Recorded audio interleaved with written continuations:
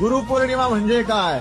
गुरुपौर्णिमा म्हणजे शिष्यानं आपल्या गुरुविषयीची उत्तराई होण्याचा दिवस. गुरुपौर्णिमा म्हणजे काय? गुरु आणि शिष्यामध्ये असलेला प्रेम व्यक्त करण्याचा दिवस. गुरुपौर्णिमा म्हणजे काय? आपल्या भक्तानं, आपल्या शिष्यानं आपल्या गुरुच्या चरणी अखंड नतमस्तक होण्याचा दिवस. गुरुपौर्णिमा म्हणजे सार्वभौम असलेल्या गुरुच्या पदरामध्ये लोटांगण घालून त्याला तू मला कधीही सोडू नकोस हे आवर्जून सांगून प्रेम व्यक्त करण्याचा दिवस. मित्रांनो आणि विशेषतः भक्तगणांनो, लक्षात ठेवा, साक्षात सदाशिवानं, साक्षात नारायणानं सुरू केलेली ही गुरुपरंपरा आणि ह्या गुरुपरंपरेनुसार चालणारे आपण सर्व आपल्या गुरुच्या चरणी लीन व्हा. गुरुपौर्णिमा आनंदानं, उत्साहानं, चैतन्यानं साजरी करा. आपल्या गुरुच्या चरणी नतमस्तक व्हा. गुरु